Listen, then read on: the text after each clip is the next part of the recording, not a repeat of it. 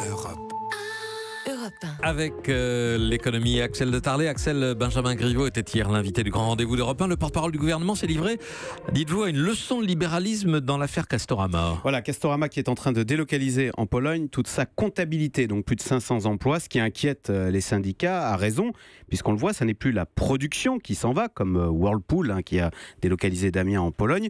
Là, avec Castorama, c'est aussi la gestion qui part en Pologne, donc des emplois plus haut de gamme.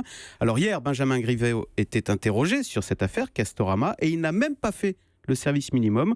Le porte-parole du gouvernement a estimé qu'il n'avait pas à commenter le choix d'une entreprise privée.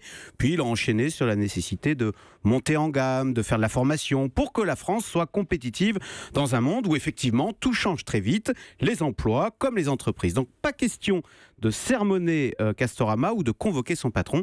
Eh bien ça, quoi qu'on en pense, c'est un changement de doctrine radical. D'autant que chez nos voisins, c'est plutôt le contraire. En Allemagne, en Grande-Bretagne, le libéralisme, le laisser-faire à moins la côte. Exactement. En Allemagne, le patron de Siemens, lui, au contraire, n'en finit pas de se faire fustiger depuis qu'il a annoncé la suppression de 7000 emplois, soit 2% des effectifs.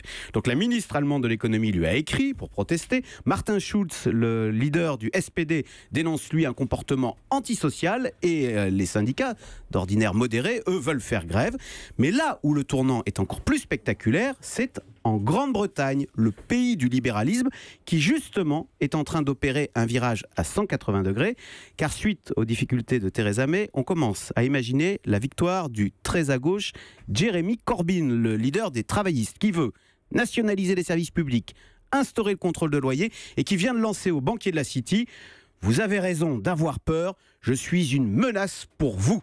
Alors vous me direz, c'est ce qu'avait dit François Hollande, mais enfin là, l'effet est garanti, les banquiers de la City ont peur, et figurez-vous qu'ils misent de plus en plus sur Paris. Bah oui, j'ai un patron d'une très grande banque européenne me disait la semaine dernière, finalement avec le Brexit, on est en train de se raviser, et on pourrait désormais choisir Paris pour y doubler nos effectifs. Europe.